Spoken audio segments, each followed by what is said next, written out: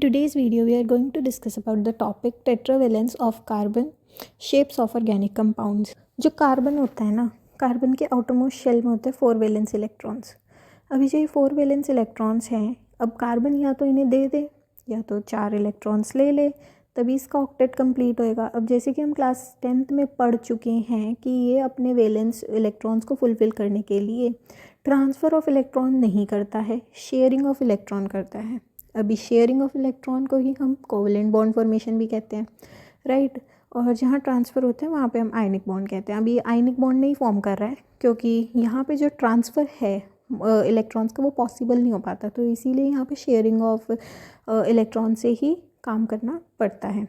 तो अभी जैसे कि कार्बन जो है वो single bond, double bond, triple bond, अलग अलग तरीके के बॉन्ड्स को फॉर्म कर सकता है। इसके पास इतनी अच्छी टेंडेंसी होती है, इसकी इसी प्रॉपर्टी की वजह से बहुत सारे कंपाउंड्स फॉर्म कर सकता है। एंड मेजर पार्ट ये लेता है ऑर्गेनिक केमिस्ट्री का अपनी इसी टेट्रावेलेंट प्रॉपर्टी की वजह से। फिर उसके बाद हमारे पास आ जाता है हाइब्रिडाइजेशन। हाइब्रिडाइजेशन क्या होता है? तो हाइब्रिडाइजेशन एक ऐसा प्रोसेस है जहाँ पे हम अलग अलग एनर्जी लेवल्स के जो ऑर्बिटल्स होते हैं उनको मर्ज करके उनके हाइब्रिड ऑर्बिटल्स फॉर्म करते हैं जो कि सभी सेम एनर्जी लेवल के होते हैं। और जब वो सेम एनर्जी लेवल के हो जाते हैं तो वहाँ पे आराम से बॉन्ड फॉर्मेशन हो जाता है। फिर उसके बाद हमारे पास आता है कि हाइब्रिडाइजेशन होती कितने अलग अलग टाइप की है। तो हाइब्रिडाइजेशन बहुत ही अलग अलग टाइप की होती है, जैसे sp3, sp2, sp।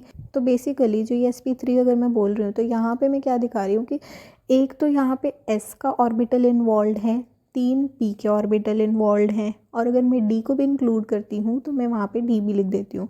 जो नंबर होता है वो दिखाता है कि उसके कितने ऑर्बिटल्स हैं इन्वॉल्व, और जो कि हमारे ये नाम है ऑर्बिटल्स के वो डिनोट करते हैं कि कौन सा ऑर्बिटल प्रेजेंट है। और अगर कोई नंबर नहीं लिखा हुआ तो मतलब उसका एक ऑर्बिटल उसके अंदर इन्वॉल्व है हाइब्रिडाइजेशन के अंदर।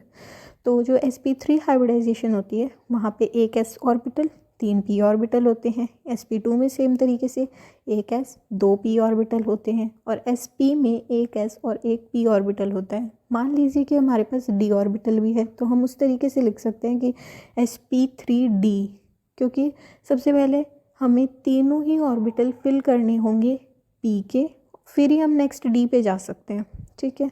फिर उसके बाद हमारे पास क्या आ जाता है कि जितनी ज़्यादा हमारी इलेक्ट्रोनेगेटिविटी होगी उतनी ही ज़्यादा हमारा एस का करैक्टर होगा, या फिर मेरे को कहना चाहिए कि जो एस का करैक्टर है उसी के ऊपर इलेक्ट्रोनेगेटिविटी डिपेंड करती है।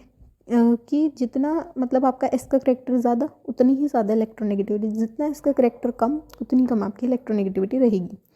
अभी जैसे कि मान लीजिए sp हाइब्रिड जो ऑर्बिटल है उसके अंदर इलेक्ट्रोनेगेटिविटी सबसे ज़्यादा है और sp3 में सबसे कम है। तो sp3 में सबसे कम क्यों है? क्योंकि उसके अंदर s का करैक्टर 25% ही है और sp के अंदर उसका करैक्टर 50% है। वहीं अगर हम बात करते हैं कि हम आइडेंटिफाई कैसे करें कि भाई कार्बन जो है उसके अंदर अभी sp3 हाइब्रिडाइजेशन है, sp2 है या sp हाइब्रिडाइजेशन है, तो इसके लिए मैं एक शॉर्ट ट्रिक बता देती हूँ। जैसे कि अगर वहाँ पे सिंगल बॉन्ड है तो वहाँ पे sp3 हाइब्रिडाइजेशन होता है, मतलब कि जैसे C है और C का इस तरीके से कुछ सिंगल बॉन्ड बना हुआ है तो फिर वहाँ पे होएगा आपका sp3 हाइब्रिडाइजेशन।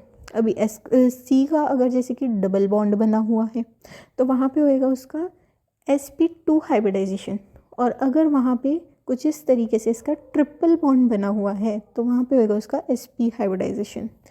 और अगर मान लीजिए कि दोनों साइड पे ही उसके डबल बॉन्ड है, तो अगर दोनों साइड डबल बॉन्ड आ जाते हैं तो फिर हम कंसीडर करके चलते हैं कि यहाँ पर भी उसका sp हाइब्रिडाइजेशन ही है, ठीक है। फिर उसके बाद हमारे पास क्या आ जाता है, now let's continue further with some characteristic features of pi bonds. अगर कहीं पाई बॉन्ड है तो फर्स्ट थिंग तो कि वो साइडवेज ओवरलैपिंग के थ्रू बना होगा, ठीक है। जब दो p ऑर्बिटल्स एडजेसेंट ओवरलैप करते हैं तब जाके हमारा पाई बॉन्ड जो है वो फॉर्म होता है। कुछ इस like double bond, triple bond, इन सब के अंदर लाइक पाई बॉन्ड प्रेजेंट होता ही है। तो जो ये पाई बॉन्ड होता है इसके अराउंड जो बेसिकली रोटेशन होती है वो रिस्ट्रिक्ट हो जाती है। फिर उसके बाद हमारे पास क्या आ जाता है, थर्ड चीज़, जो कि क्या है कि हमारा जो पाई बॉन्ड है वो बहुत ही इजीली ब्रेक किया जा सकता है।